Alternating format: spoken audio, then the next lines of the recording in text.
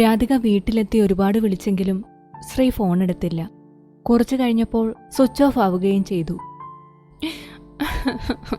Sorry ശ്രീയേട്ടാ, എന്നോട് ക്ഷമിക്ക്, ഞാൻ അറിയാതെ പറഞ്ഞതാ. രാധിക കട്ടിലിൽ കിടന്ന് കരഞ്ഞു. മോളെ രാധു, ജയ വാതിലിൽ തട്ടി വിളിച്ചു. മോളെ, വാതിൽ തുറക്ക് കണ്ണാ. രാധിക കണ്ണു തുടച്ച് വാതിൽ തുറന്നു. അമ്മയുടെ മോള് കരയായിരുന്നോ? ഏയ് അല്ലല്ലോ, നല്ല തലവേദന, അതാ കിടന്നത്, രാധിക പറഞ്ഞു. എന്നാ അമ്മയുടെ കുട്ടി വായോ, എന്തെങ്കിലും കഴിക്ക്, രാത്രി ഒരുപാടായി. അച്ഛനും മുത്തച്ഛനും ഒക്കെ കഴിച്ചു കിടന്നു, വായോ. എനിക്ക് വേണ്ട അമ്മേ, വിശക്കുന്നില്ല, അമ്മ കഴിച്ചു കിടന്നോ, രാധിക പറഞ്ഞു. എന്താ മോളെ പറ്റിയത്? കാശി വല്ലതും പറഞ്ഞോ മോളെ? ഇല്ലമ്മേ, എനിക്ക് തലവേദനിക്കുന്നുണ്ട്, അതാ. ഞാനൊന്ന് ഉറങ്ങട്ടെ. രാധിക വാതിലടച്ചു. രാധിക വീണ്ടും ഫോണെടുത്ത് ശ്രീയെ വിളിച്ചു. സ്വിച്ച് ഓഫ് തന്നെയായിരുന്നു. എന്താ ഇത്ര വൈകിയത്? ശ്രീജ സഹദേവനോടും കുഞ്ഞുലക്ഷ്മി അമ്മയോടും ചോദിച്ചു. കുറച്ച് വിശദമായി തന്നെ നോക്കിച്ചു, അതാ മോളെ വൈകിയത്. പിന്നെ അവിടുന്ന് ഇങ്ങോട്ട് എത്തണ്ടേ, കുഞ്ഞുലക്ഷ്മി അമ്മ പറഞ്ഞു. എന്നിട്ട് മുഴുവന്നൂർ എന്താ പറഞ്ഞത്? രാജൻ അവിടേക്ക് വന്നു. പറയാം. ശ്രീകുട്ടനോ? സഹദേവൻ ചോദിച്ചു. പുറത്തെവിടെയോ പോയിരിക്കുക, ലച്ചു പറഞ്ഞു. മുഴുവന്നൂർ പറഞ്ഞതെല്ലാം സഹദേവനും കുഞ്ഞുലക്ഷ്മിയമ്മയും എല്ലാവരോടുമായി പറഞ്ഞു. തൽക്കാലം അവനറിയണ്ട. വെള്ളിയിടത്ത് പോയി ആ കുട്ടിയെ വിവാഹം ആലോചിക്കാൻ എന്നെക്കൊണ്ടാവില്ല, സഹദേവൻ പറഞ്ഞു. നീ എങ്ങോട്ടാ ശ്രീജേ? സഹദേവൻ ചോദിച്ചു. വാതിലടയ്ക്കാനാ, നല്ല മഴയുണ്ട് പുറത്ത്, ചവിട്ടിയൊക്കെ നനഞ്ഞു കാണും. ഇതിപ്പോ കാലം തെറ്റിയൊരു മഴ. ശ്രീജ മുറ്റത്തേക്ക് നടന്നു. പടിയിൽ കിടന്നിരുന്ന ചവിട്ടിയെടുത്ത് അകത്തേക്കിട്ടപ്പോഴാണ് മുറ്റത്താരോ നിൽക്കുന്ന പോലെ ശ്രീജയ്ക്ക് തോന്നിയത്. ആരാ അത്? ശ്രീജ ചോദിച്ചു. ആരാന്ന്? അയാൾ ഇരുട്ടിൽ നിന്ന് വെളിച്ചത്തിലേക്ക് മാറി നിന്നു. ശ്രീജ അയാളെ നോക്കി നിന്നു. ദേ, ഒന്നിങ്ങോട്ട് വന്നേ, യമുനേ, രാജാ, ശ്രീകുട്ടാ. എന്താ ശ്രീജേ, നീ എന്തിനാ ഇങ്ങനെ നിലവിളിക്കുന്നേ? സഹദേവൻ പൂമുഖത്തേക്ക് വന്നതും കോരിച്ചൊരിയുന്ന മഴയിൽ നിൽക്കുന്ന ആളെ കണ്ട് ഞെട്ടി. പിന്നാലെ വന്ന രാജനും യമുനയും സച്ചിയും അരുണുമെല്ലാം അയാളെ നോക്കി നിന്നു. എന്താ ഇവിടെ? ശ്രീനാഥ് പൂമുഖത്തേക്ക് വന്നു. രാധിക, ശ്രീനാഥ് മഴയത്ത് നിൽക്കുന്ന ആളെ കണ്ടു പറഞ്ഞു. മഴയാണെങ്കിലും രാധിക കരയുകയാണെന്ന് ശ്രീക്ക് മനസ്സിലായി. ശ്രീ മുറ്റത്തേക്കിറങ്ങി. നീ എന്താ ഈ നേരത്തിവിടെ? പോ. വീട്ടിലേക്ക് പോവാൻ ശ്രീ അവളുടെ കൈ പിടിച്ച് നടന്നു. ശ്രീയേട്ടാ, സോറി, റിയലി സോറി. ഞാൻ പറയാൻ പാടില്ലാത്തതാ പറഞ്ഞത്. എന്നോട് ക്ഷമിക്ക്. രാധിക കരഞ്ഞു. എനിക്കൊന്നും കേൾക്കണ്ട. എന്നെക്കുറിച്ച് എല്ലാം അറിയാവുന്ന നീ തന്നെ എന്റെ ഗൗരിയെക്കുറിച്ചും അവളുടെ സ്നേഹത്തെക്കുറിച്ചും അങ്ങനെ പറയാൻ പാടില്ലായിരുന്നു. നീ എത്ര മാപ്പ് പറഞ്ഞാലും ഞാൻ ക്ഷമിക്കില്ല. പ്ലീസ് ശ്രീയേട്ടാ, ശ്രീയേട്ടൻ എന്നെ വേണ്ടെന്ന് വെച്ചാ ഞാൻ മരിക്കും, സത്യം. പ്ലീസ് ശ്രീയേട്ടാ, എന്നോട് ക്ഷമിക്ക്.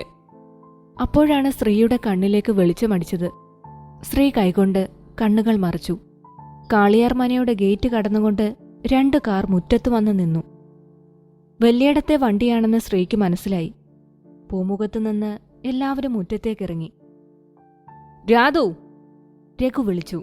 രാധിക ശ്രീയുടെ പിന്നിലേക്ക് നീങ്ങി നിന്നു. ഇവിടെ വാടി. കാശി രാധികയുടെ നേരെ നടന്നു. ഞാൻ വരില്ല, രാധിക പറഞ്ഞു. വരില്ലെങ്കിൽ കൊണ്ടുപോകാൻ എനിക്കറിയാം. കാശി ശ്രീയുടെ പിന്നിൽ നിൽക്കുന്ന രാധികയുടെ മുടിയിൽ പിടിച്ചു വലിച്ചു. ശ്രീയേട്ടാ. രാധിക കരഞ്ഞു വിളിച്ചു. ശ്രീ ഒന്നും മിണ്ടിയില്ല. കാശി ശ്രീയുടെ മുൻപിൽ വെച്ച് രാധികയെ ഒരുപാട് തല്ലി. ഒരാളും കാശിയെ തടയാൻ ചെന്നില്ല. ഒരു പെൺകുട്ടിയെ ഇങ്ങനെ തല്ലുന്നത് സഹദേവന് സഹിച്ചില്ല. തടയാൻ ചെന്ന സഹദേവനെ ശ്രീ തടഞ്ഞു. മോനെ, അത് അവരുടെ കുടുംബക്കാരിയാണ് അച്ഛാ, ശ്രീ പറഞ്ഞു. അവളെ തല്ലരുതെന്ന് പറയാൻ നമ്മൾ ആരുമല്ല, ശ്രീ പറഞ്ഞു. കാശി രാധികയെ വലിച്ചിഴച്ചുകൊണ്ടുപോയി. എന്നെ പറഞ്ഞയക്കല്ലേ ശ്രീയേട്ടാ, എന്നെ കൊന്നുകളയും. രാധിക കരഞ്ഞു പറഞ്ഞു. അവളുടെ ഒരു ശ്രീയേട്ടൻ. കാശി രാധികയെ മണ്ണിലൂടെ വലിച്ചിഴച്ചു. എന്നെ വിട്, എന്നെ വിടാൻ. രാധിക കാശിയുടെ കയ്യിൽ നിന്നും കുതറി ഓടി വന്ന് ശ്രീയെ കെട്ടിപ്പിടിച്ച് കരഞ്ഞു. എന്നെ പറഞ്ഞയക്കില്ലേ ശ്രീയേട്ടാ, ഇയാളെന്നെ കൊല്ലും. ഞാൻ ശ്രീയേട്ടന്റെ കൂടെ നിന്നോളാം. ഒരു വേലക്കാരിയുടെ സ്ഥാനം തന്നാ മതി. എന്നെ പറഞ്ഞയക്കല്ലേ. എടീ! കാശി അലറിയടുത്തതും ശ്രീ കാശിയെ തടഞ്ഞു. ശ്രീ രാധികയെ പിടിച്ചുമാറ്റി കൈ പിടിച്ചു നടന്നു.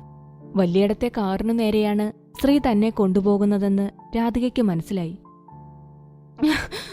ഇല്ല, ഞാൻ പോവില്ല. രാധിക കരഞ്ഞു. എന്നെ പറഞ്ഞയക്കല്ലേ ശ്രീയേട്ടാ. നീ പോവും, ശ്രീനാഥ് പറഞ്ഞു. ശ്രീ കാറിന്റെ ഡോർ തുറന്ന് രാധികയെ അതിനുള്ളിലേക്ക് പിടിച്ചിരുത്തി ഡോർ അടച്ചു. ഇതാ നിങ്ങളുടെ കുട്ടി, അവളെ ഇവിടെ ആർക്കും വേണ്ട, ശ്രീ അതും പറഞ്ഞ് തിരിഞ്ഞു നടന്നു. രാധിക കാറിലിരുന്നു കരഞ്ഞു. കാശി, വാതിൽ തുറക്ക്. ജയ രാധികയുടെ മുറിയുടെ വാതിൽ തട്ടി. എന്നെ കൊന്നോ? എന്നാലും നിങ്ങളുടെ ഭാര്യയാവില്ല ഞാൻ, രാധിക പറഞ്ഞു. പിന്നെ ആരെയാ നീ കാത്തിരിക്കുന്നേ? നിന്നെ വേണ്ടെന്ന് പറഞ്ഞ അവനെയോ? ആ ശ്രീനാഥിനെയോ? എന്നോ ചത്തു മണ്ണടിഞ്ഞ പെണ്ണിനെ സ്നേഹിച്ചു നടക്കുന്ന ആ വട്ടനെയോ? വട്ടനല്ല ശ്രീയേട്ടൻ, എന്റെ ശ്രീയേട്ടൻ പാവാ. നിങ്ങളാ വട്ടൻ, ഭ്രാന്തൻ, സൈക്കോ, രാധിക പറഞ്ഞു. കാശി പെരുത്തു കയറിയ ദേഷ്യത്തിൽ രാധികയെ തല്ലിച്ചതച്ചു. നിന്നെ അല്ലടി, ഞാൻ അവനെ കൊല്ലും. നിന്നെ എനിക്ക് കിട്ടാൻ തടസ്സം അവനാണെങ്കിൽ അവനെ ഞാൻ ഇല്ലാതെയാക്കും, കാശി അലറി. കാശി രാധികയുടെ ഫോൺ എറിഞ്ഞുടച്ചു. എന്റെ ശ്രീയേട്ടൻ എന്തെങ്കിലും പറ്റിയാൽ ഞാൻ മരിക്കും. എനിക്കൊരു ജീവിതമുണ്ടെങ്കിൽ അത് ശ്രീയേട്ടന്റെ ഒപ്പം മാത്രമാണ്, കാശി വീണ്ടും തല്ലി. രാധിക ബോധം മറിഞ്ഞ് വീഴുന്നതുവരെ കാശി രാധികയെ തല്ലിച്ചതച്ചു. ശ്രീ കട്ടിലിൽ കിടക്കുകയായിരുന്നു. റൂമിൽ പെട്ടെന്ന് ചന്ദനത്തിന്റെ മണം നിറഞ്ഞു.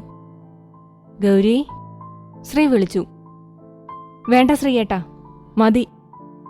എന്നെ ഇനി വിളിക്കണ്ട. ദുഷ്ടനാ നിങ്ങൾ, ക്രൂരൻ. ഗൗരി, അങ്ങനെ പറയല്ലേ. നീ അങ്ങനെ പറഞ്ഞാ എനിക്ക് സഹിക്കാൻ കഴിയില്ല. സഹിക്കാൻ കഴിയില്ല പോലും. ഒന്നും ശ്രീയേട്ടന് മാത്രം സഹിക്കാൻ കഴിയില്ല. എനിക്ക് രാധികയ്ക്കും എല്ലാം സഹിക്കാൻ കഴിയും. 4 വർഷമായി ഞാൻ മരിച്ചിട്ട്. ഇന്ന് ശാന്തി ലഭിക്കാതെ ഞാൻ അലഞ്ഞു നടക്കാൻ കാരണം ശ്രീയേട്ടനാണ്. ഗൗരി, മതി. ആ, മതിയാക്കാൻ ഞാൻ. നിർത്താം. സ്വന്തം സ്വാർത്ഥതയ്ക്കു വേണ്ടി എന്നെ ഇവിടെ പിടിച്ചു നിർത്തിയേക്കുന്നത് ശ്രീയേട്ടനാണ്. ശ്രീയേട്ടന്റെ സ്നേഹമാണ്. ഞാൻ മരിച്ചു. ഞാൻ വെറും ആത്മാവാണ്. മനസ്സിലാക്കാൻ ശ്രമിക്കെന്നെ ഒന്ന്. ഇതുവരെ ഞാൻ ഒരു വാക്കുകൊണ്ടുപോലും കറുപ്പിച്ചു പറഞ്ഞിട്ടില്ല ശ്രീയേട്ടനോട്. ഒരു തരി പോലും ഞാൻ വെറുത്തിട്ടില്ല ശ്രീയേട്ടനെ. പക്ഷേ ഇപ്പൊ എനിക്ക് വെറുപ്പാണ്. ഒരു പെണ്ണിന് ആഗ്രഹം കൊടുത്തു, ഇപ്പൊ ഉപേക്ഷിച്ചു. അതും അതെന്റെ പൊട്ട ബുദ്ധിക്ക് എന്തോ പറഞ്ഞതിന്. അവൾ പറഞ്ഞത് നീ കേട്ടില്ലേ? നിനക്ക് എന്നോടുള്ള സ്നേഹം ഫേക്കാണെന്ന്. ശ്രീ ദേഷ്യപ്പെട്ടു. അങ്ങനെയാണെങ്കിൽ തന്നെ അവൾ പറഞ്ഞതിന് മാപ്പ് ചോദിച്ചില്ലേ? അതും ഈ മനക്കിൽ വന്നിട്ട്. അതിന് നിങ്ങളുടെ മുൻപിലിട്ട് തല്ലിയിട്ടും ഒന്നും മിണ്ടിയില്ലല്ലോ. ഒന്നോർത്തോ, അവൾക്ക് കിട്ടുന്ന അടികൾ ഓരോന്നും കൊള്ളുന്നത് എനിക്ക് കൂടിയാ. കാരണം അവളിൽ ഞാനുണ്ട്. ഇനി എപ്പോഴും അവളുടെ കൂടെ തന്നെ ഉണ്ടാകും ഞാൻ. ഞാൻ കാരണമല്ലേ ഇതൊക്കെ ഉണ്ടായത്. ഇനി നിങ്ങളുടെ അടുത്തേക്ക് ഞാൻ വരില്ല. ഗൗരി, പ്ലീസ് എന്നെ വിട്ടു പോവല്ലേ. എനിക്ക് നിന്നെ അല്ലാതെ മറ്റൊരാളെ ആലോചിക്കാൻ കൂടി വയ്യ. പ്ലീസ് ഗൗരി. ദിവസങ്ങൾ കഴിഞ്ഞുപോയി. രാധിക കോളേജിൽ പോകാതെയായി. കാശി മുറിക്ക് പുറത്തിറങ്ങാൻ രാധികയെ സമ്മതിച്ചില്ല. ശങ്കരൻ തന്റെ ഇഷ്ടത്തിനനുസരിച്ച് കാര്യങ്ങൾ വരുന്നതിന് സന്തോഷിച്ചു.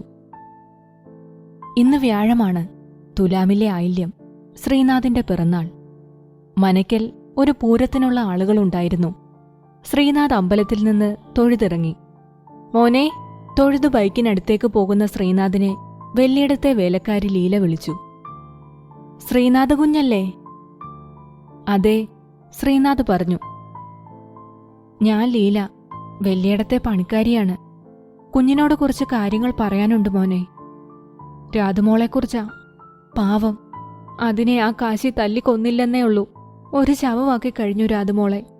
ഇത്ര ദിവസമായി ഒരു തുള്ളി വെള്ളം കൂടി കുടിക്കാതെ കിടക്കുന്നു. കഴിക്കാൻ എന്തെങ്കിലും കൊണ്ടുചെന്ന് കൊടുത്താൽ തട്ടിക്കളയും. ദേഷ്യം വരുമ്പോഴെല്ലാം കാശി അതിനെ തല്ലും. പാവം, എല്ലാം അടക്കിപ്പിടിച്ച് തല്ലൊക്കെ വാങ്ങും. മോനെ, വേറൊന്നും വേണ്ട, ഒന്ന് പറയേ, എന്തെങ്കിലും കഴിക്കാൻ. ജീവൻ കിടക്കണ്ടേ? ലീല കണ്ണു തുടച്ചുപോയി. ശ്രീ മനക്കിലെത്തുമ്പോൾ നാഗരാജാവിനെ കുടിയിരുത്തിയിരിക്കുന്ന മുറിക്കു മുൻപിൽ പൂജ നടക്കുകയായിരുന്നു. ശ്രീ ഷർട്ടൂരി ശ്രീജയുടെ കയ്യിൽ കൊടുത്തു. ഇതാ കുട്ടിയെ, ഈ 100 പാലുമായി അകത്തേക്ക് കടന്നോളൂ. പൂജയ്ക്ക് വന്ന തിരുമേനി പറഞ്ഞു. വാതിൽ തുറന്ന് ശ്രീ അകത്തു കടന്നതും വാതിലടഞ്ഞു. അരുൺ അകത്തേക്ക് നോക്കാമെന്ന് കരുതിയിരിക്കുകയായിരുന്നു. അപ്പോഴേക്കും വാതിലടഞ്ഞപ്പോൾ അരുണിന് നിരാശയായി. നാഗരാജാവിന്റെ പ്രതിഷ്ഠയ്ക്ക് മുൻപിൽ 5 നാഗങ്ങളും ശ്രീനാഥിനെ വണങ്ങി. ശ്രീ 100 പാലുമുള്ള തളിക അവർക്ക് മുൻപിലായി വെച്ച് നിലത്തിരുന്ന് കണ്ണുകൾ അടച്ചു പ്രാർത്ഥിച്ചു. ശ്രീക്കൊപ്പം മറ്റൊരു രൂപവും നാഗരാജാവിനെ നോക്കി കണ്ണുകൾ അടച്ചു പ്രാർത്ഥിച്ചു. നാഗങ്ങൾ നാഗരാജാവിന്റെ മുൻപിലിരുന്ന് ഭണം വിടർത്തി ആടിക്കൊണ്ടിരുന്നു. കുറച്ചു സമയത്തിനു ശേഷം ശ്രീ വാതിൽ തുറന്ന് പുറത്തിറങ്ങി. ശ്രീക്ക് പിന്നാലെ 5 നാഗങ്ങളും മറ്റുള്ളവർക്ക് ദർശനം നൽകാനായി പുറത്തേക്കിഴഞ്ഞു വന്നു. എല്ലാവരും നാഗങ്ങളെ നോക്കി വണങ്ങി. അരുൺ വിശ്വാസം വരാതെ നിന്നു. തങ്ങൾക്ക് മുന്നിലിരിക്കുന്ന തളികയിലെ കുങ്കുമത്തിൽ സ്വർണനാഗം ഭണം മുക്കി ശ്രീനാഥിന്റെ ഉയരത്തിൽ നിന്ന് ശ്രീയുടെ നെറ്റിയിൽ തൊട്ടു. അരുണിന് തന്റെ കണ്ണുകളെ വിശ്വസിക്കാൻ കഴിഞ്ഞില്ല. നാഗങ്ങൾ റൂമിലേക്ക് തന്നെ കയറി. ശ്രീ വാതിലടച്ചു. എന്താ കുങ്കുമത്തൊട്ടേന്ന് മനസ്സിലായില്ലേ? തിരുമേനി ചോദിച്ചു. മനസ്സിലായി, കുഞ്ഞിലക്ഷ്മിയമ്മ പറഞ്ഞു. എന്നാലും ഈ നൈറ്റ് ഫിലിമിന് പോകുന്നത് ഒരടിപൊളി ഏർപ്പാടാണ്. അതും ഇങ്ങനെ ട്രിപ്പിളൊക്കെ വെച്ചിട്ട്, അല്ലേ അരുൺ ബ്രോ? സച്ചി ചോദിച്ചു. അതേടാ, അതും nice film, Mayanadi. But fight ഒന്നുമില്ല. ഫൈറ്റിനുള്ള ചാൻസ് ഒന്ന് റെഡിയായി വരുന്നുണ്ട്. റോഡിന് കുറുകെ നിൽക്കുന്നവരെ കണ്ട് ശ്രീ പറഞ്ഞു. എന്താടാ? അരുൺ ചോദിച്ചു. ശ്രീ ബുള്ളറ്റ് നിർത്തി. കാശിനാഥനും കൂട്ടരുമാണ്. സച്ചി ബുള്ളറ്റിൽ നിന്നിറങ്ങി പറഞ്ഞു. സച്ചിക്ക് പിന്നാലെ അരുണും ശ്രീയും ഇറങ്ങി. എന്താ കാശി, ആൾക്കാരെ കൂട്ടി? ശ്രീ ചോദിച്ചു. നിന്നെ അങ്ങ് കൊന്നുകളയാൻ, എന്നിട്ട് എന്റെ പെണ്ണിനെ എനിക്ക് സ്വന്തമാക്കാൻ.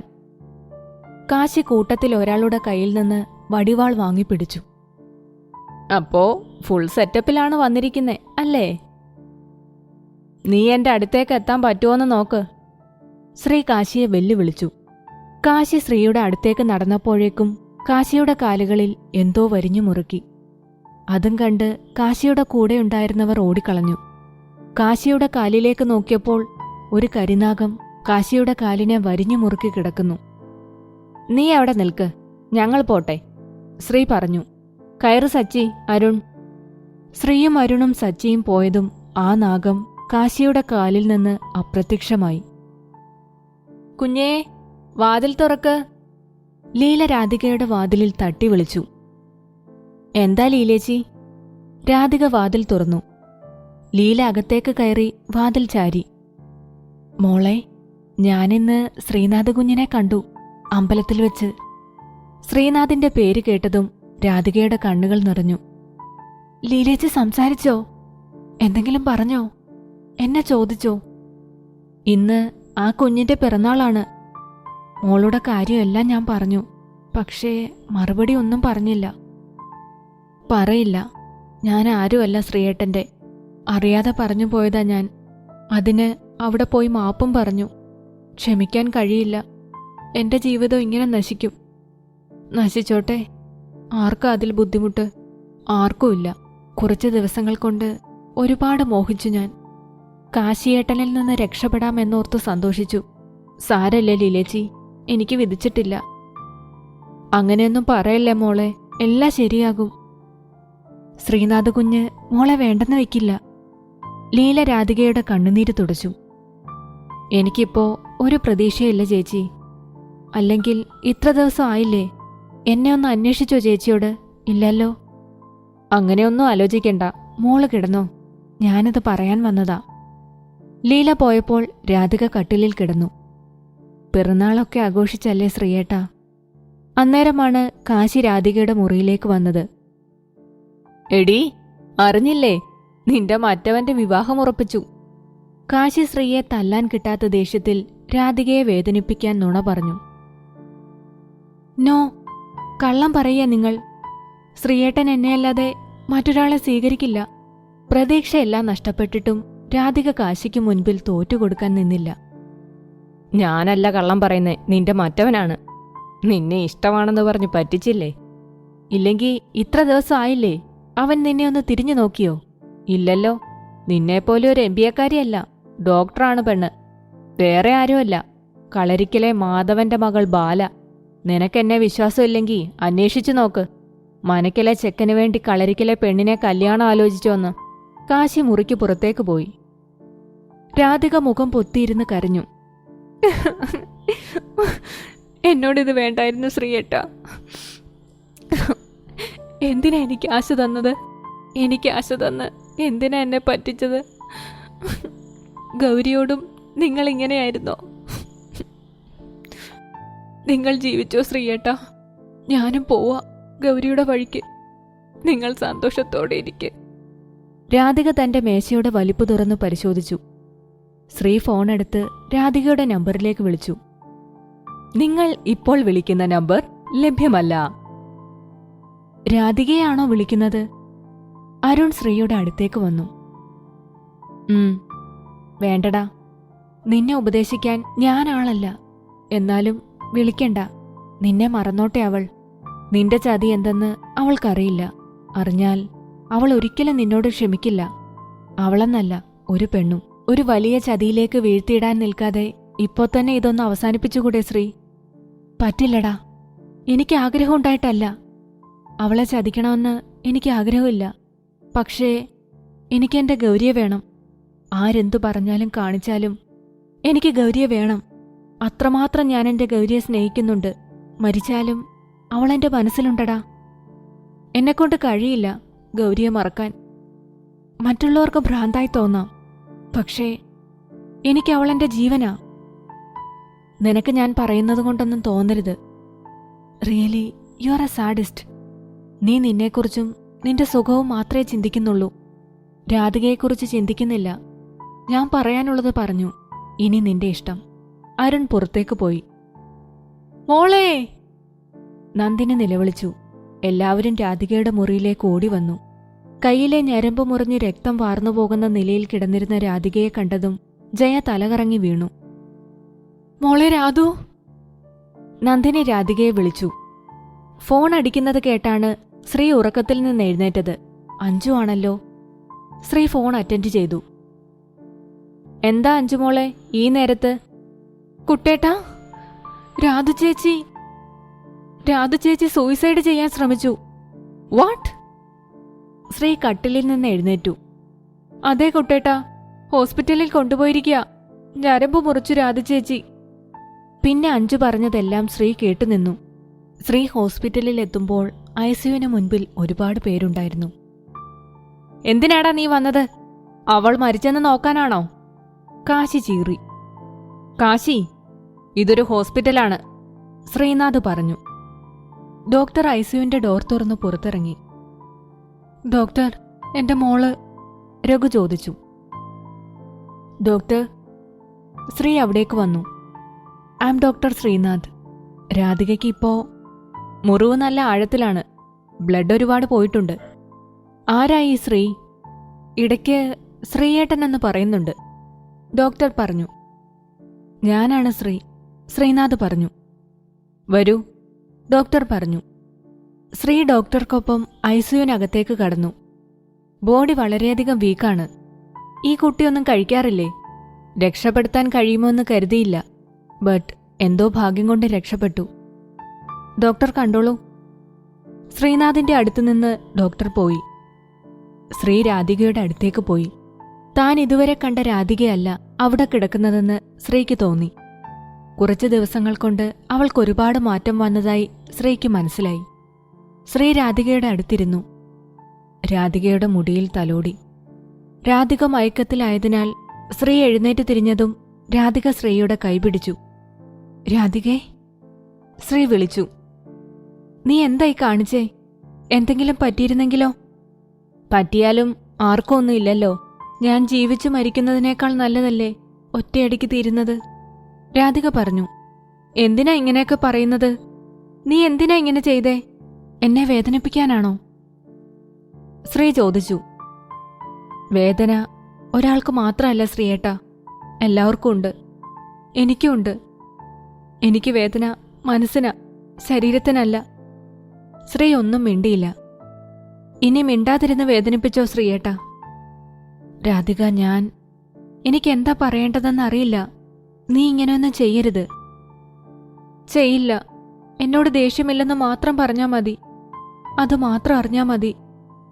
ഇല്ല, ദേഷ്യമില്ല നിന്നോട്, ശ്രീ പറഞ്ഞു. ഇഷ്ടമുണ്ടോ എന്നോട്? രാധിക ചോദിച്ചു. ശ്രീ രാധികയെ നോക്കി, പക്ഷേ ഒന്നും പറഞ്ഞില്ല.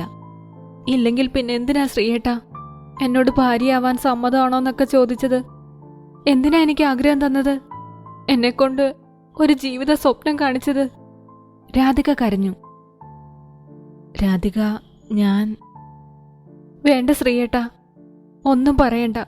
ആ മനസ്സെനിക്ക് വായിച്ചെടുക്കാൻ കഴിയുന്നുണ്ട്. പൊയ്ക്കോ ശ്രീയേട്ടാ. ഞാനിനി ഒന്നും പറയില്ല. എന്നെ സ്നേഹിക്കണ്ട. ഇനി ശ്രീയേട്ടൻ ഇവിടെ നിന്നാൽ ശ്രീയേട്ടൻ പൊയ്ക്കോ. എനിക്ക് കാണണ്ട ശ്രീയേട്ടനെ.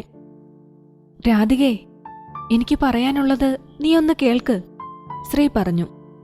വേണ്ട, എനിക്കൊന്നും കേൾക്കണ്ട. ഇനി ഇവിടെ നിന്നാൽ ശ്രീയേട്ടനെ കണ്ടാൽ വീണ്ടും എന്റെ മനസ്സിൽ അരുതാത്തതൊക്കെ തോന്നും. വേണ്ട, എനിക്ക് വയ്യ ഇങ്ങനെ നീറിക്കഴിയാൻ. പൊയ്ക്കോ ശ്രീയേട്ടാ, പ്ലീസ്.